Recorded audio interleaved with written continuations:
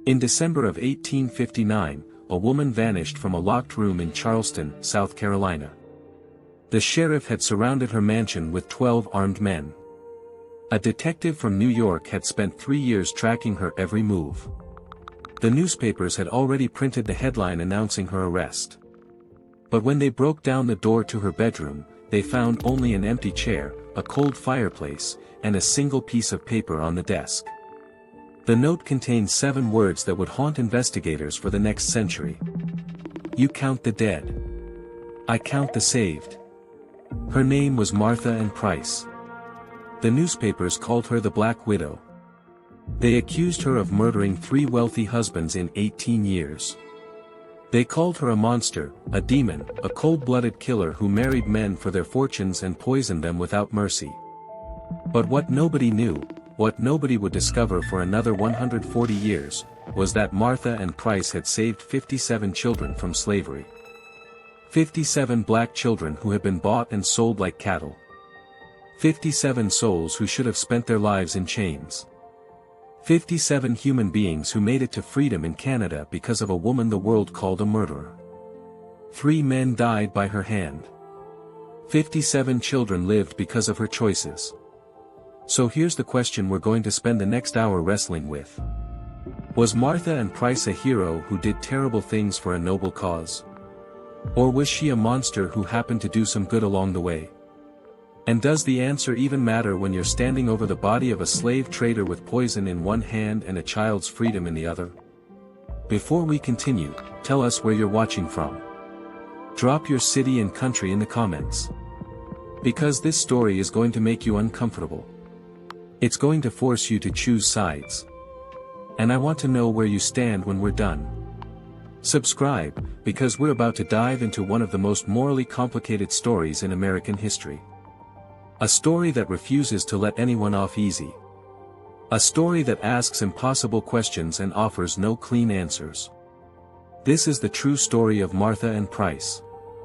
And by the end, you're going to have to decide for yourself whether she was damned or redeemed. Let's begin. The American South in 1859 was a world built on suffering. By that year, nearly 4 million black men, women, and children lived in bondage across 15 states. The cotton trade had transformed slavery from a dying institution into the economic engine of the entire nation. In South Carolina alone, enslaved people made up 57% of the total population. They had no rights. They had no protection. They were legally considered property, no different from a horse or a plow. But among all the horrors of American slavery, there was one practice that stood apart in its cruelty. One aspect of the trade that even some slaveholders found difficult to stomach. The selling of children. Enslaved children as young as 5 years old were routinely separated from their mothers and sold to distant plantations. Traders advertised them in newspapers like merchandise. They displayed them at auction blocks, forcing them to open their mouths so buyers could inspect their teeth. They measured their height, their weight, their potential for future labor. And then they sold them to the highest bidder, sending them hundreds of miles away from everyone they had ever loved. A healthy child between the ages of 8 and 12 could fetch between $300 and $500 at auction in 1859. Adjusted for today's money, that's roughly $12,000. The demand was enormous. The supply was endless. And the suffering was beyond measure. This was the world Martha Ann Price was born into. And this was the world she decided to destroy. One child at a time. One murder at a time. One impossible choice at a time. Martha was born in 1825 in Philadelphia, Pennsylvania. Her father, William Price, was a printer who published abolitionist pamphlets in secret. Her mother, Catherine, was a seamstress who had helped at least 4 runaway slaves find safe houses in the city. From her earliest memories, Martha understood that slavery was an abomination. She grew up hearing stories of the horrors happening just a few hundred miles south. She learned to read by studying newspaper accounts of slave auctions and plantation brutality. But understanding evil from a distance is very different from seeing it with your own eyes. In 1841, when Martha was 16 years old, her father's printing business failed. The family fell into debt. And that same year, a charming young merchant from Virginia named Thomas Whitmore came to Philadelphia on business. He was 28 years old. Handsome. Well-spoken. Wealthy. He met Martha at a church social and was immediately captivated by her intelligence and beauty. Thomas courted Martha for 3 months. He brought her flowers. He wrote her poetry. He told her stories of his beautiful plantation in Virginia, the rolling green hills, the peaceful countryside, the simple and happy life of the rural South. He never mentioned that he owned 47 human beings. He never told her how he had made his fortune. They were married in September of 1841. Martha was 16. She believed she was beginning a wonderful new life. She had no idea she was walking into a nightmare. The Whitmore plantation was located in Henrico County, Virginia, about 10 miles north of Richmond. When Martha first arrived at her new home, she was overwhelmed by its beauty. The main house was a grand white structure with tall columns and wide porches. The gardens were immaculate. The field stretched as far as the eye could see. It took her 3 days to understand the truth. On her third morning as a married woman, Martha walked down to the kitchen to meet the household staff. She expected to find servants. What she found instead were slaves. Black women with scarred backs and hollow eyes. Black men who flinched when a white person raised their voice. Black children who had been taught from birth to never look a white person in the eye. Martha later wrote in her secret journal that she felt the ground disappear beneath her feet.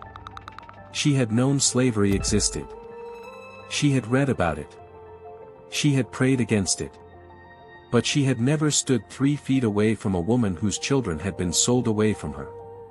She had never looked into the eyes of a 12-year-old girl who had already been whipped twice for moving too slowly. That night, Martha confronted her husband. She demanded to know why he had never told her he owned slaves. Thomas laughed at her. He called her naive. He explained with perfect calm that slavery was the natural order of the world. That black people were inferior beings who benefited from the guidance of white masters. That she would come to understand this in time. Martha did not sleep that night. She lay in bed beside a man she suddenly realized she didn't know at all. And she began to plan. For the first 2 years of her marriage, Martha watched and learned. She studied the way the plantation operated. She memorized the names of every enslaved person on the property. She learned their stories, their families, their dreams. She discovered that Thomas was not just a plantation owner. He was also involved in the domestic slave trade. He bought enslaved people from struggling farms in Virginia and sold them to cotton plantations in the Deep South. But what truly broke Martha's heart was the children. Thomas specialized in buying young children. He preferred them because they were cheaper and easier to transport. He would purchase 5 or 6 children at a time from local farms, hold them in a small cabin on his property for a few weeks, and then sell them to traders heading south to Mississippi, Alabama, and Louisiana.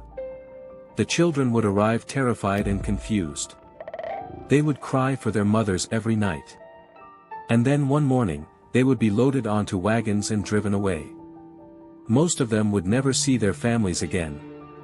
Martha kept a secret count in her journal. In her first 2 years at the Whitmore plantation, she watched 31 children pass through her husband's hands. 31 children sold like livestock. 31 families destroyed forever. She knew she had to do something. But what could one woman do against an entire system? The answer came to her on a cold night in January 1843. Martha was in the kitchen, unable to sleep, when an old enslaved woman named Hetty came to stoke the fire. Hetty had been on the Whitmore plantation for 40 years. She had watched 3 of her own children sold away. She had lost her husband to the cotton fields of Mississippi and never learned what happened to him. That night, Hetty told Martha about the Underground Railroad. The Underground Railroad was not a railroad at all. It was a secret network of safe houses, hidden routes, and brave individuals who helped enslaved people escape to freedom in the North or in Canada. By 1843, the network stretched across 14 states.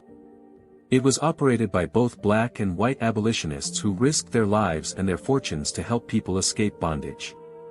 Hetty had heard whispers about the railroad for years. She knew that somewhere in Virginia there were people who could help.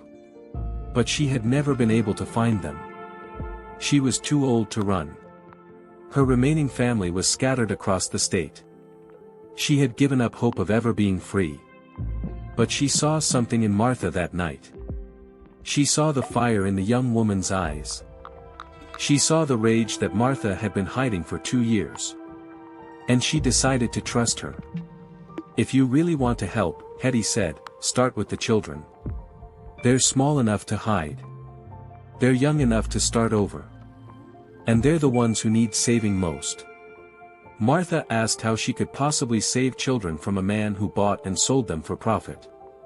How could she get them to safety without being caught? How could she fight against a system that had the full support of the law? Hetty looked at her for a long moment. Then she said something that would change the course of Martha's life forever. "You're a white woman married to a rich man. You can go anywhere. You can do anything. Nobody suspects a lady in a fine dress. Use what God gave you. Use it before it's too late." Martha sat in that kitchen until dawn, staring into the fire. And by the time the sun rose, she had made her decision. She would save the children. And if her husband stood in her way, she would remove him. Whatever it took. The first child Martha saved was a 9-year-old boy named Isaiah. He had been purchased by Thomas from a farm in Charlottesville and was scheduled to be sold to a trader from Mississippi in 2 weeks. Isaiah had watched his mother collapse when the sale was made. He had been dragged away screaming while she begged on her knees for mercy that never came. Martha smuggled Isaiah out on a Sunday morning in June 1843. She hid him in a false bottom of a vegetable cart driven by a free black farmer named Peter, who worked with the Underground Railroad. Peter drove the cart north toward Washington, D.C., where another conductor took over. From there, Isaiah was passed from safe house to safe house, traveling only at night, hiding in barns and cellars and secret rooms. 43 days after Martha lifted him out of that cabin, Isaiah crossed the border into Canada. He was given a new name, a new identity, and a new life. He would grow up to become a teacher. He would marry and have 5 children of his own. He would live to see slavery abolished. And he would never know the name of the white woman who had saved him. After Isaiah, there was no turning back for Martha. She had committed a crime punishable by years in prison. She had betrayed her husband. She had violated every law of the state of Virginia. And she had never felt more alive. Over the next 2 years, Martha saved 12 more children from her husband's holding cabin. She developed a careful system. She waited until Thomas was away on business. She drugged the overseer's coffee with laudanum, a common opiate that was easy to obtain from any pharmacy. She moved quickly, always at night, always using different routes and different conductors. She kept her secret so carefully that even Hetty didn't know the full extent of what she was doing. And then, in the winter of 1845, Thomas Whitmore fell ill. The official cause of death was listed as typhoid fever. The doctor who examined Thomas found nothing unusual. The symptoms were consistent with the disease: high fever, abdominal pain, bloody diarrhea, confusion, and eventually death. Typhoid was common in Virginia in those years. Thousands of people died from it every year. There was no reason to suspect foul play. But there was no typhoid fever in the Whitmore household. The water was clean. The food was fresh. Nobody else on the entire plantation showed any sign of illness. Because Thomas Whitmore did not die of typhoid fever. He died of arsenic poisoning. Arsenic was easy to obtain in 1845. It was sold openly in pharmacies as rat poison. It was used in medicines, in cosmetics, in household products of every kind. And in small doses, given over several weeks, it produced symptoms almost identical to typhoid. Stomach pain, vomiting, diarrhea, confusion, and death. The poison accumulated slowly in the body. By the time the victim became seriously ill, it was already too late. Martha had been slipping arsenic into her husband's coffee for 3 weeks before he died. She had calculated the doses carefully, increasing them gradually so that his death would appear natural. She had watched him suffer. And she had felt nothing but cold satisfaction. This was the man who had sold 31 children into bondage. This was the man who had destroyed countless families without a moment's hesitation. This was the man who saw human beings as nothing more than property to be bought and sold. She did not consider it murder. She considered it justice. Thomas Whitmore died on February 14, 1845. He was 32 years old. Martha inherited everything: the plantation, the land, the money, and the 47 enslaved people who had been her husband's property. Within 6 months, all 47 were gone. Martha didn't sell them. She freed them. She forged documents showing that Thomas had freed them in his will. She paid bribes to local officials to ensure the papers were accepted. She gave each person money for travel and connected them with Underground Railroad conductors who could help them reach the North or Canada. But Martha knew she couldn't stay in Virginia. Questions were being asked. Some of Thomas's business partners were suspicious about the sudden liberation of valuable property. Rumors were starting to spread about the young widow who seemed far too calm at her husband's funeral. In December of 1845, Martha sold the Virginia plantation and moved to Charleston, South Carolina. She was 20 years old. Wealthy. Widowed. And completely free for the first time in her life. She had saved 13 children and freed 47 enslaved people. But she was just getting started. Charleston in 1846 was the beating heart of the American slave trade. The city's economy depended almost entirely on the buying and selling of human beings. Slave auctions were held multiple times per week at various locations throughout the city. Traders came from across the South to buy and sell their human merchandise. And the children's market was particularly active. Martha arrived in Charleston as a wealthy widow with excellent social connections. The story she told was simple: she had married a Virginia planter who had died of fever, and she was looking for a fresh start in a new city. She joined the right churches. She attended the right parties. She made friends with the wives of the wealthiest men in South Carolina. And she watched. For 2 years, Martha observed the Charleston slave trade with the same careful attention she had once given to her husband's operations. She learned the names of the biggest traders. She studied their methods.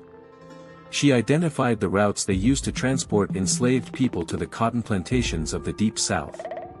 And she began to develop a plan that was far more ambitious than anything she had attempted before. In 1847, Martha met her second husband. His name was Edward Blackwell. He was 45 years old, never married, and one of the wealthiest slave traders in South Carolina. He owned a massive compound on the outskirts of Charleston where he held enslaved people before selling them at auction. At any given time, there might be 100 or more men, women, and children locked in his barracks, waiting to be sold. Edward was cruel, greedy, and completely without conscience. He was also completely captivated by Martha. They were married in September of 1847. Martha was 22 years old. She moved into Edward's mansion and gained access to his entire operation. And once again, she began to plan. Edward Blackwell's slave compound was heavily guarded. There were armed overseers on patrol at all hours. The barracks were locked with heavy chains. The enslaved people inside had no chance of escape without outside help. It would be impossible to smuggle them out the same way Martha had done in Virginia. But the children were treated differently. Because young children were more difficult to control and required more care, Edward kept them in a separate building closer to the main house. There were usually between 10 and 20 children in this building at any time, ranging in age from 5 to 12. They were watched by 2 enslaved women who served as caretakers, but there were no armed guards. Edward didn't consider children to be a flight risk. Where would they go? What could they do? This was his mistake. Martha spent her first 6 months as Edward's wife, gaining his trust and studying every aspect of his operation. She learned which overseers were lazy and which were vigilant. She discovered which nights Edward drank heavily and fell into deep sleep. She identified a network of free black workers and Underground Railroad conductors in the Charleston area who could help move children to safety. In March of 1848, she made her first move.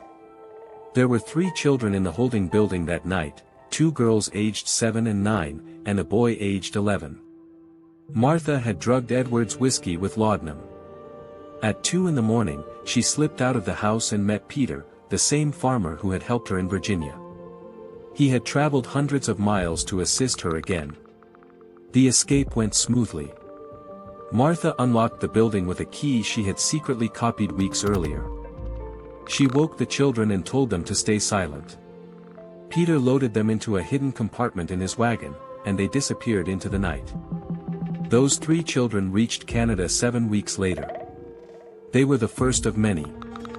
Over the next 4 years, Martha smuggled 26 children out of Edward Blackwell's compound. She developed an elaborate system of signals, safe houses, and trusted conductors. She timed her operations carefully, always waiting for the right moment, never taking unnecessary risks. She kept meticulous records in a coded journal that she hid in a secret compartment in her bedroom wall. Edward never suspected a thing. When children disappeared, he assumed they had died or been stolen by rival traders. He increased security for a few weeks, then relaxed again when nothing else happened. He trusted his young wife completely. She was beautiful, charming, and seemed to have no interest in the business side of his operations. But in April of 1852, Edward Blackwell began to grow sick. The symptoms started slowly. Stomach cramps. Nausea. Fatigue. Edward assumed it was something he had eaten. He saw a doctor who prescribed rest and a bland diet. But the symptoms didn't improve. They got worse. By June, Edward could barely leave his bed. His skin had taken on a grayish pallor. His hair was falling out. He had lost 30 pounds. The doctors were baffled. They diagnosed him with a mysterious wasting disease and predicted he wouldn't survive the summer. Edward Blackwell died on July 17, 1852. He was 50 years old. The cause of death was listed as unknown illness. Nobody performed an autopsy. Nobody suspected poison. Martha inherited everything. Once again, Martha worked quickly after her husband's death. She couldn't free all the enslaved people on Edward's compound without raising suspicion. There were too many. The value was too great. Questions would be asked. Investigations would follow. So she took a different approach. She sold the compound and all its inventory to a trader from Mississippi. But before the sale was completed, she arranged for 11 more children to disappear. She bribed the guards. She falsified the records. She got those children to the Underground Railroad before anyone realized they were missing. By the time the sale was complete and the new owner took possession, the 11 children were already on their way to Canada. The discrepancy in numbers was blamed on record-keeping errors.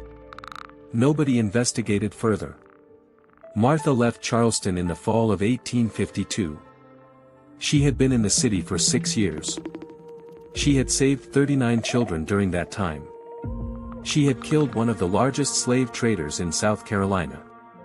And nobody suspected her of anything except being a tragic widow who had lost 2 husbands too young. She moved to Savannah, Georgia. She was 27 years old. She had a fortune at her disposal. And she was ready to continue her work.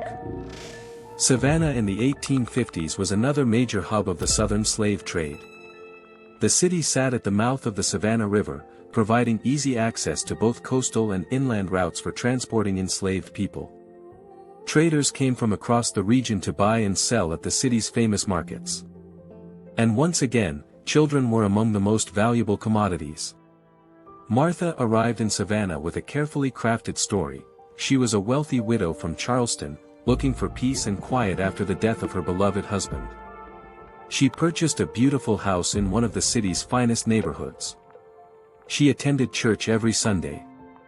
She donated generously to local charities.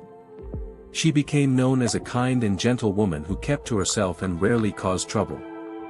For 2 years, Martha didn't remarry. She used this time to establish new Underground Railroad connections in Georgia. She identified the major players in the local slave trade.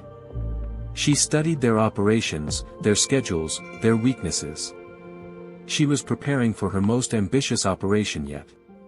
In 1854, she met Marcus Holland. Marcus was different from her previous husbands. He was younger, only 32, and he came from an old Georgia family with deep roots in the cotton trade. He didn't deal in slaves directly. Instead, he owned 3 large plantations where hundreds of enslaved people worked growing cotton for export. He was charming, educated, and widely respected in Savannah society. He was also a monster. Marcus Holland was known among the enslaved population for his particular cruelty. He separated families as punishment for minor infractions. He sold children away from their mothers whenever he needed quick cash. He believed that fear was the only effective tool for controlling enslaved people, and he used it without mercy. Martha married him in June of 1855. She was 30 years old. And for the next 4 years, she would wage a secret war against him from inside his own home. The Holland plantations were located about 20 miles outside Savannah. Marcus spent most of his time at the largest one, overseeing operations and managing his overseers. Martha was expected to stay at the Savannah house and play the role of the perfect Southern wife, hosting parties, managing the household, and producing children. She did none of these things. Instead, Martha used her position to gain access to every aspect of Marcus's operations. She visited the plantations regularly, claiming she wanted to understand her husband's business.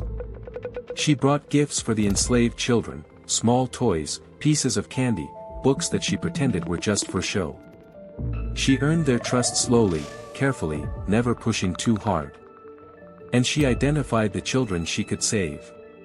The logistics were much more difficult than before. The plantations were isolated. Security was tighter. The journey to the nearest Underground Railroad station was longer and more dangerous. But Martha had years of experience now. She knew what she was doing. Between 1855 and 1859, Martha smuggled 18 children off the Holland plantations. She used a variety of methods, hiding them in supply wagons, disguising them as free black children traveling with their parents, bribing overseers to look the other way. Some escapes took months to plan. Others came together in days when unexpected opportunities arose. 18 children made it to Canada. 18 children who should have spent their lives in bondage. 18 families who would never know who had saved them. And then, in the summer of 1859, Marcus Holland began to grow sick. By now, Martha had perfected her method. She knew exactly how much arsenic to use. She knew how to administer it without detection. She knew how to play the role of the worried wife while her husband slowly died in front of her. Marcus's illness followed the same pattern as the others: stomach pain, vomiting, weakness, hair loss, skin discoloration. The doctors diagnosed a mysterious wasting disease. They tried various treatments. Nothing worked. Marcus Holland died on September 3, 1859. He was 37 years old. He left behind 3 plantations, 800 enslaved people, and a widow who had just committed her 3rd murder. But this time, something was different.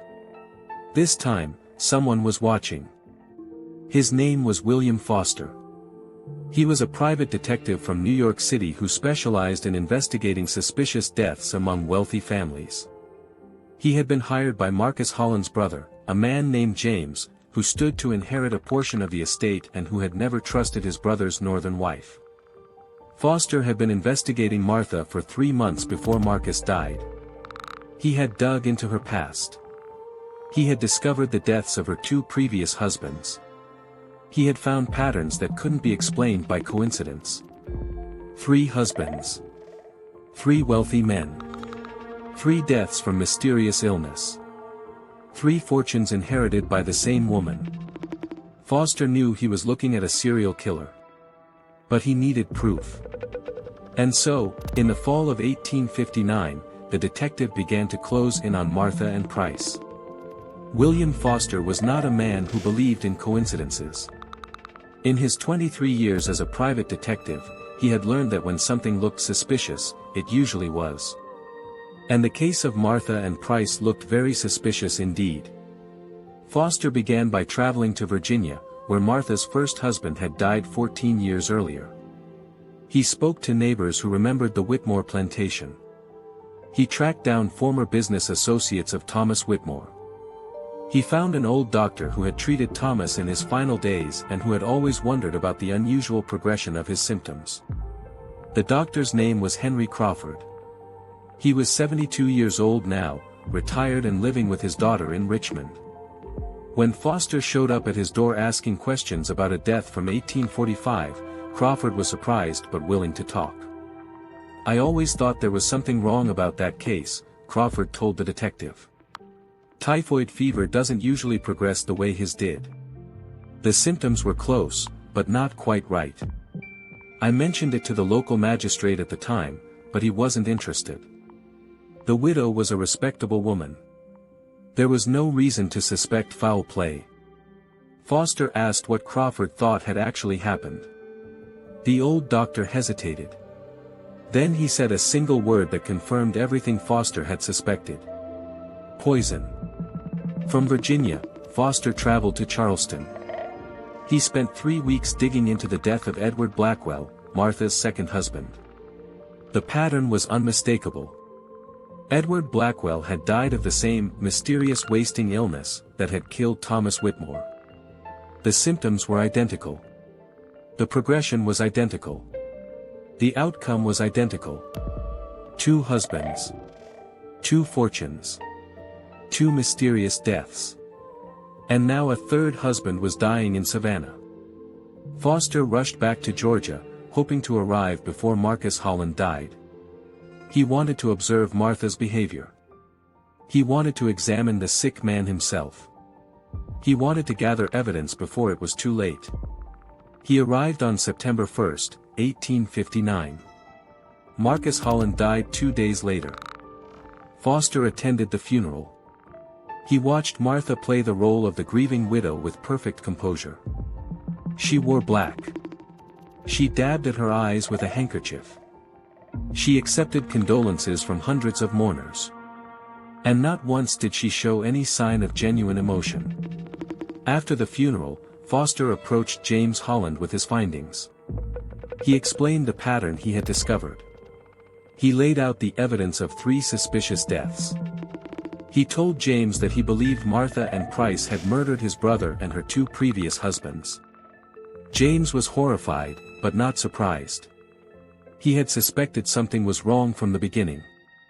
Now he wanted justice. "What do we do?" James asked. "How do we prove it?" Foster told him they would need to move carefully. They couldn't accuse a respectable white widow of murder without solid evidence. The courts wouldn't take their word for it. They needed proof. Physical proof. "We need to exhume the body," Foster said. "If your brother was poisoned with arsenic, traces of it will still be in his remains. A proper examination will reveal the truth." James agreed. He contacted the local authorities and requested an exhumation. The process would take several weeks to arrange. In the meantime, Foster continued his investigation, looking for any additional evidence he could find. And that's when he discovered something that changed everything. While searching through old Charleston records, Foster found a discrepancy in Edward Blackwell's slave inventory. According to the records from 1852, Edward had owned 117 enslaved people at the time of his death. But when the estate was sold, only 106 were accounted for. 11 people had simply vanished. Foster dug deeper. He found similar discrepancies in Marcus Holland's records. Enslaved people who appeared on earlier inventories but were missing from later ones. Children, mostly. Always children. At first, Foster assumed these missing people had been sold quietly or had died without proper documentation. Record-keeping in the slave trade was notoriously poor. But as he investigated further, he noticed a strange pattern. The disappearances always occurred while Martha was present. They always involved children between the ages of 5 and 14. And they always happened shortly before the husband died. Foster didn't know what to make of this information. Was Martha selling children secretly and pocketing the money? Was she running some kind of fraud? The detective couldn't understand what a wealthy white woman would gain from stealing enslaved children. But he filed the information away, knowing it might prove useful later. In October of 1859, Foster received permission to exhume Marcus Holland's body. The examination was conducted by a respected physician from Atlanta named Dr. Samuel Morrison. Using the Marsh test, a chemical procedure developed in 1836 specifically for detecting arsenic poisoning, Dr. Morrison analyzed samples from the deceased's hair, fingernails, and internal organs. The results were conclusive. Marcus Holland's body contained lethal levels of arsenic. He had been poisoned over a period of several weeks before his death. There was no doubt about it. Foster now had the proof he needed. He presented his findings to the Savannah authorities, along with evidence linking Martha to the similar deaths of her two previous husbands. The local sheriff, a man named Robert Jennings, was initially skeptical. Martha Ann Price was a respectable member of Savannah society. She had donated generously to the sheriff's re-election campaign. She attended the same church as the mayor's wife. But the evidence was overwhelming. On November 15, 1859, Sheriff Jennings agreed to arrest Martha Ann Price on suspicion of murder.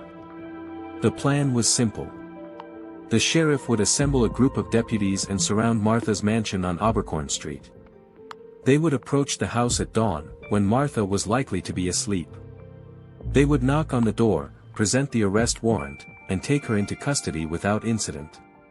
It should have been a straightforward operation. It was anything but.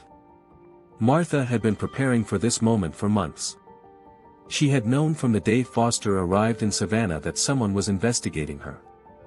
She had sources throughout the city, people who owed her favors, people who had helped her with the Underground Railroad, and who kept her informed of any threats. She knew about the exhumation. She knew about the arsenic test. She knew that it was only a matter of time before they came for her. And she had made her plans accordingly. On the night of November 14, 1859, Martha sat alone in her study with a glass of wine and her journal. She had spent the previous week settling her affairs, burning any documents that could incriminate her associates in the Underground Railroad, ensuring that the final group of children she had saved were safely on their way to Canada. There were 6 children in that final group, 2 boys and 4 girls. They had left the Holland plantation 3 weeks earlier, hidden in a shipment of cotton bales heading north. By now, they should be crossing into Pennsylvania. By the end of the month, they would be in Canada. They would be free. Martha had kept a careful count over the years. She knew exactly how many children she had saved. 57. 57 children who should have grown up in chains. 57 children who should have been worked to death in cotton fields or sugar plantations. 57 children who had been given a second chance at life because of what she had done. She wrote the number in her journal. Then she closed the book and prepared for what was coming. At 4 in the morning on November 15, Sheriff Jennings and 12 armed deputies surrounded Martha's mansion. They blocked every exit. They positioned men at every window. They made sure there was no possible route of escape. At 4:30, the sheriff approached the front door and knocked. There was no answer. He knocked again, louder this time. Still no response. Finally, on the sheriff's orders, 2 deputies broke down the door. They rushed into the house with weapons drawn, expecting to find a desperate woman ready to fight or flee. Instead, they found an empty house. The deputies searched every room, every closet, every corner of the mansion. They found nothing. No sign of Martha. No sign of any servants. The house had been completely abandoned. In the study, on a desk by the window, they found a single piece of paper with 7 words written in elegant handwriting. "You count the dead. I count the saved." Beneath the note was a leather journal filled with coded entries, strange symbols, and numbers that made no sense to anyone who found them. Martha and Price had vanished. The search for Martha lasted for months. Sheriff Jennings sent telegrams to law enforcement agencies across the South. Wanted posters were printed and distributed throughout Georgia, South Carolina, and Virginia. A reward of $5,000 was offered for information leading to her capture. But nobody ever found her. Some witnesses claimed to have seen a woman matching Martha's description boarding a ship in Savannah Harbor on the night of November 14th. The ship was bound for New York. By the time investigators tracked down the vessel and interviewed the crew, the woman in question had long since disappeared. Others claimed that Martha had never left the South at all. There were reports of a mysterious woman helping enslaved families escape through the Georgia swamps. There were whispers of a white woman dressed in men's clothing, leading groups of runaways to secret stations on the Underground Railroad. There were stories that grew stranger and more fantastic with each telling. The truth was, nobody knew what had happened to Martha and Price. She had simply vanished, like smoke in the wind. William Foster spent the next 2 years searching for the Black Widow. He traveled across the country, following leads that went nowhere, interviewing witnesses who couldn't agree on anything. The case consumed him. It became his obsession. But somewhere along the way, Foster's investigation took an unexpected turn. While reviewing the evidence for the 100th time, Foster finally cracked the code in Martha's journal. It took him months of work, comparing entries with dates and locations, cross-referencing names and symbols. But eventually, the patterns became clear. The journal was not a record of murders. It was a record of rescues.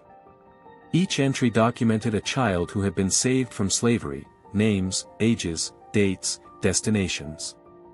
The entries stretched back to 1843, beginning with a 9-year-old boy named Isaiah who had been smuggled out of Virginia. They continued through the Charleston years, through the Savannah years, right up to November of 1859. 57 entries in total. 57 children. Foster sat alone in his office, staring at the journal, trying to process what he had discovered. He had spent 2 years hunting a murderer. But now he understood that the woman he had been chasing was something far more complicated. Something he had never encountered before. Martha and Price had killed 3 men. That was true. She was a poisoner, a cold-blooded murderer who had eliminated her husbands without mercy or remorse. But she had also saved 57 children from a fate worse than death. She had risked everything, her fortune, her freedom, her life, to rescue innocent souls from bondage.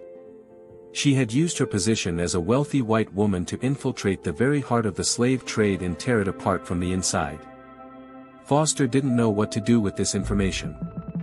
He had been hired to find a killer. He had found something far more complex than simple guilt or innocence. In the end, he made a decision that would define the rest of his life. He closed the case. He told James Holland that Martha had escaped and would likely never be found. He returned the journal to his files and never spoke of its contents to anyone. He destroyed the notes that revealed the coded entries. He let the Black Widow disappear into history. Years later, when asked why he had given up the search, Foster would only say that some mysteries were better left unsolved. The Civil War began 18 months after Martha vanished. On April 12, 1861, Confederate forces attacked Fort Sumter in Charleston Harbor, the same city where Martha had once lived as a slave trader's wife. The war would last 4 years and cost more than 600,000 lives. It would destroy the Southern economy and tear the nation apart. But it would also end slavery forever. On January 1, 1863, President Abraham Lincoln signed the Emancipation Proclamation, declaring that all enslaved people in Confederate states were to be set free. 2 years later, the 13th Amendment to the Constitution abolished slavery throughout the entire United States. 4 million black Americans were finally, legally, permanently free. Martha and Price did not live to see this day. Or if she did, she never revealed herself. There were rumors, of course. There were always rumors. Some people claimed she had moved to Canada and lived out her days among the freed slaves she had helped rescue. Others said she had gone to England, where she reinvented herself as a respectable widow and never spoke of her past. A few imaginative souls insisted she had returned to the South after the war, walking freely through the cities where she had once been a fugitive. None of these stories were ever confirmed. The Black Widow of 1859 remained a mystery. But the children she saved did not remain mysteries. They grew up. They married. They had families of their own. They built lives in freedom that would have been impossible without a stranger's intervention. In 1892, a church in Toronto, Canada, conducted a survey of its congregation. Among the members was an elderly man named Isaiah Freeman, 92 years old, who had been born into slavery in Virginia but had lived in Canada since he was 9. When asked how he had escaped, Isaiah said he didn't know. He had been taken from a cabin in the middle of the night by people whose faces he never saw. He had been passed from stranger to stranger until he reached freedom. He never learned the name of the person who had saved him. But he had spent his entire life trying to pay forward that gift. Isaiah had become a teacher. He had educated hundreds of black children over the course of 60 years. He had helped establish schools, churches, and community organizations throughout Ontario. He had married and raised 7 children, all of whom had children of their own. By the time of his death in 1897, his family numbered more than 40 people, all of them free, all of them educated, all of them contributing members of their communities. And Isaiah was just one of the 57. In 1947, a historian named Dr. Eleanor Wright was researching the Underground Railroad for her doctoral dissertation at Howard University. While examining old church records in Philadelphia, she discovered a box of documents that had been donated anonymously in 1902. The box contained letters, journals, and other papers related to abolitionist activities in the mid-19th century. Among these papers was a leather journal with coded entries and strange symbols on every page. Dr. Wright spent 3 years decoding the journal. What she found changed everything historians knew about the Underground Railroad and the resistance to slavery. The journal documented not only the 57 children saved by Martha and Price, but also the network of conductors, safe houses, and supporters who had helped her. It revealed the names of free black men and women who had risked their lives to transport children to safety. It identified white abolitionists who had provided money, shelter, and forged documents. It mapped routes through Virginia, South Carolina, Georgia, and beyond. Dr. Wright published her findings in 1951 in a groundbreaking book titled The Spider's Web: Women and the Underground Railroad. The book brought Martha and Price's story to public attention for the first time. But the reaction was complicated. Many readers were troubled by Martha's methods. Yes, she had saved 57 children. But she had also murdered 3 men. She had used poison, deception, and manipulation to achieve her goals. She had broken every law of God and man. Could such a woman really be considered a hero? Others argued that Martha had to be understood in the context of her time. Slavery was a monstrous evil, protected by law. The men she killed were active participants in that evil, buying and selling children for profit. In a system where legal justice was impossible, perhaps extra-legal justice was the only option. The debate continues to this day. There are no simple answers to the questions Martha's life raises. There are no easy judgments to make about a woman who did terrible things for noble reasons. But there is one thing that cannot be debated. 57 children lived because of Martha and Price. Those 57 children grew up to have families of their own. Their children had children. Their grandchildren had grandchildren. Generation after generation, spreading across North America and beyond, building lives of freedom and dignity that stretched from the 19th century into the 20th and beyond. By some estimates, the descendants of those original 57 children now number in the thousands. They are teachers and doctors and lawyers and artists. They are parents and grandparents and great-grandparents. They are citizens of a nation that once considered their ancestors to be property. And they are alive today because of choices made by a woman they never knew. So here we are, at the end of Martha's story. And now you have to answer the question we started with. Was Martha and Price a monster or a hero? Let me give you the arguments for both sides, and you can decide for yourself. The case against Martha. She murdered 3 human beings. Not in self-defense. Not in the heat of passion. But with cold, calculated premeditation. She watched them suffer for weeks as the poison slowly destroyed their bodies. She sat beside their deathbeds and pretended to grieve while knowing exactly what she had done. She violated every moral and legal code of her society. She broke the commandment, "Thou shalt not kill." She took 3 lives that were not hers to take. And here's the uncomfortable truth, those 3 men were terrible people, but they were still people. Thomas Whitmore was a slave trader, yes. But he was also someone's son. Someone's friend. Someone who might have changed, who might have been convinced to stop, who might have found redemption. Martha didn't give him that chance. She didn't try to reform him or reason with him or expose him to the law. She just killed him. The same with Edward Blackwell. The same with Marcus Holland. 3 murders. 3 calculated killings. 3 lives ended by a woman who appointed herself judge, jury, and executioner. If we say Martha was justified in killing these men, what are we saying about the rule of law? What are we saying about the value of human life? Where do we draw the line? The case for Martha. The system was designed to protect slave traders and punish abolitionists. The law said that enslaved children were property, that buying and selling them was perfectly legal, that separating families was just good business. If Martha had tried to work within the system, she would have accomplished nothing. If she had gone to the authorities, they would have laughed at her. If she had tried to purchase the children legally, she would have saved maybe 5 or 6 at most before running out of money. Instead, she saved 57. 57 children who would have spent their entire lives in bondage. Who would have been beaten, raped, worked to death in cotton fields under the burning sun. 57 children who got to grow up free. Who got to learn to read. Who got to choose their own paths. Who got to have families of their own. And here's the other uncomfortable truth, those 3 men weren't innocent. They didn't accidentally end up in the slave trade. They chose it. They profited from it. They destroyed countless families without a moment's hesitation. Thomas Whitmore sold 31 children in 2 years.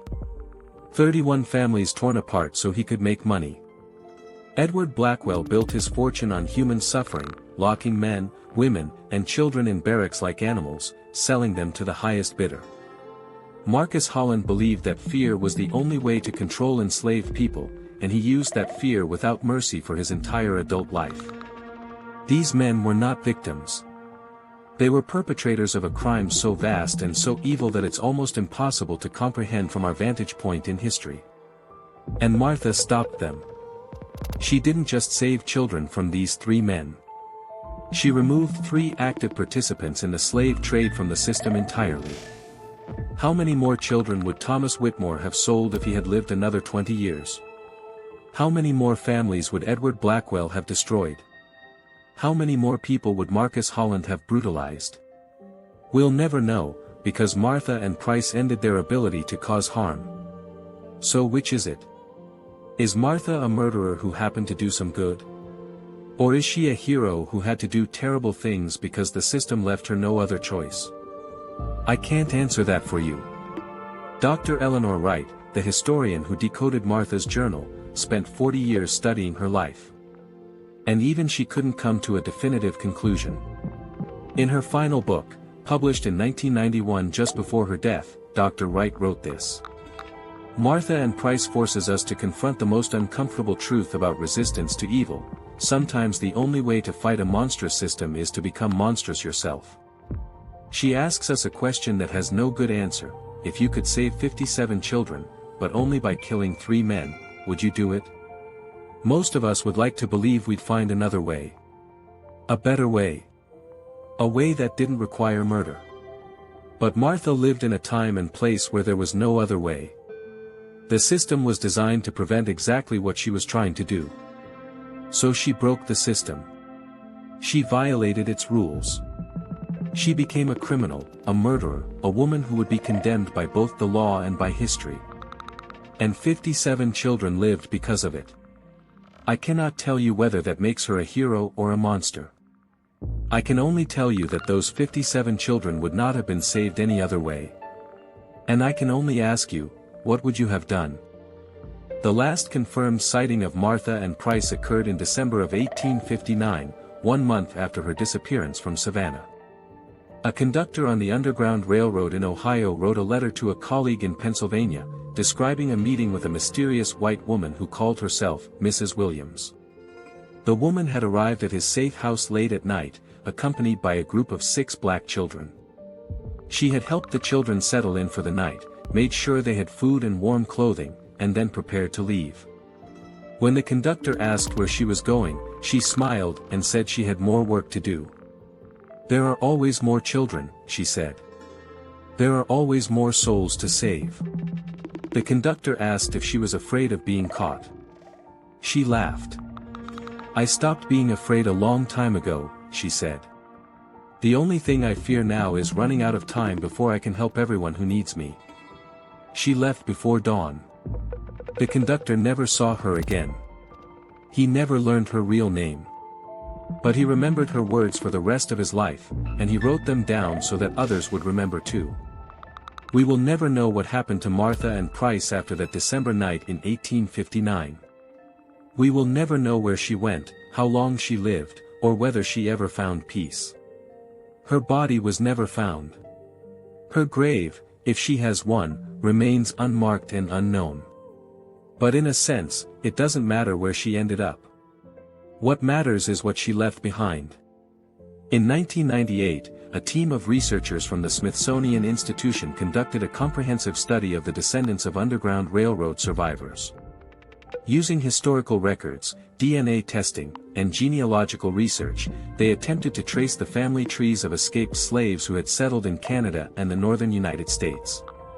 Among the families they studied were 17 that could be traced back to children saved by Martha and Price. 17 family lines that began with a child smuggled out of slavery in Virginia, South Carolina, or Georgia between 1843 and 1859. The researchers located descendants of these families and interviewed them about their history. Many had no idea their ancestors had been enslaved. Many had never heard of Martha and Price. But when shown the evidence, when told the story of how their great-great-great-grandparents had been saved, they responded with overwhelming emotion. One woman, a 73-year-old retired nurse from Detroit, wept when she learned that her ancestor had been a 9-year-old girl named Sarah, who was rescued from a Charleston slave compound in 1849. The woman's family had always wondered how they had come to be in Canada. They had assumed their ancestors had escaped on their own, running through swamps and forests to reach freedom. Now she knew the truth. A stranger had risked everything to save a child she had never met. And that child had grown up, married, had children, and passed down the gift of freedom through 5 generations. I wish I could thank her, the woman said through her tears. I wish I could tell her what her sacrifice meant. My children are alive because of her. My grandchildren are alive because of her. Everything I have, everything I am, exists because she chose to fight. By conservative estimates, the descendants of Martha and Price's 57 children now number more than 3,000 people. 3,000 lives that exist because of choices made by one woman in the 1840s and 1850s. 3,000 people who are teachers, doctors, artists, parents, community leaders. 3,000 people who would never have been born if Martha had chosen safety over action. If she had chosen her own conscience over the lives of children she didn't know. That is Martha's legacy. Not the murders. Not the poison. Not the lies and deception and manipulation. But 3,000 lives. 3,000 threads in a tapestry of freedom that stretches from the slave cabins of the Old South to the present day. In her journal, in one of the final entries before she disappeared, Martha wrote a passage that seems to summarize her entire philosophy. It was not addressed to anyone in particular. It seems to have been written for herself, a reminder of why she did what she did. The entry reads as follows. They will call me a monster. They will say I am a murderer, a demon, a creature without conscience or soul. And perhaps they are right. Perhaps I have become something terrible in my fight against something worse. But I think of the children. I think of Isaiah and Sarah and Benjamin and all the others whose names I carry in my heart. I think of the lives they will live, the families they will raise, the futures they will build. And I know that whatever I have become, it was worth it. Every sin I have committed, every law I have broken, every night I have spent in fear and darkness, it was worth it. Because they are free. And as long as they are free, I have won. The Black Widow of 1859 counted the saved. She counted them one by one, keeping their names and their stories close to her heart. She measured her life not by the husbands she had killed, but by the children she had rescued. She found her redemption not in forgiveness, but in action, in the simple and terrible work of saving lives. The world called her a monster. History forgot her for nearly a century. Even now, her name is known only to a handful of scholars and researchers. But in Toronto and Detroit and Philadelphia and a dozen other cities, there are families who exist because of her. There are children playing in schoolyards, grandparents celebrating birthdays, parents watching their kids grow up, all of them alive because a woman they never knew made an impossible choice in 1843. She didn't ask for gratitude. She didn't expect recognition. She did what she did because she believed it was right, and she accepted the consequences without complaint. That is her legacy. That is her gift to the world. 57 children. 57 lives. 57 threads in a tapestry of freedom that stretches from the slave cabins of the Old South to the present day. You count the dead. I count the saved. So I'll ask you one final time. Was Martha and Price a monster or a hero? Maybe the answer is both. Maybe the answer is neither. Maybe the answer is that she was a human being who faced an impossible situation and made impossible choices. Maybe the answer is that she was someone who understood that sometimes, to save the innocent, you have to destroy the guilty. Maybe the answer is that she was willing to damn her own soul so that 57 children could have a chance at heaven. I don't know. What I do know is this. 3 men died. 57 children lived.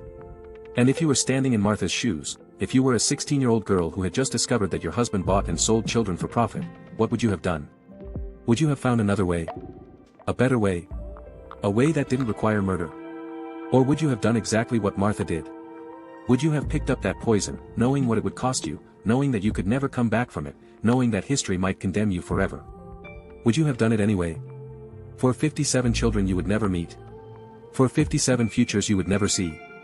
For 57 lives that depended entirely on your willingness to become something terrible? Martha and Price answered that question with arsenic and courage and a lifetime of nightmares. She saved 57 children. And she paid for it with her soul. Was it worth it?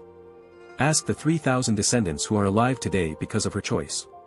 Ask Isaiah Freeman, who became a teacher and educated hundreds. Ask Sarah's great-great-great-granddaughter, who wept when she learned the truth. Ask the children playing in schoolyards right now, who have no idea that their entire existence traces back to a woman who chose murder over complicity. They'll all give you the same answer. Yes. It was worth it. If this story challenged you, if it made you uncomfortable, if it forced you to question what you believe about justice and morality and the cost of doing good in an evil world, share it. Leave a comment telling us where you stand. Was Martha a hero? Was she a monster? Does it matter? What would you have done in her place? Subscribe for more stories that refuse easy answers. That honor the complexity of human choice. That remember the people who did terrible things for reasons that still echo through history. Martha and Christ never got justice. She never got forgiveness. She never got peace. But 57 children got freedom. And maybe, in the end, that's the only answer that matters. The end.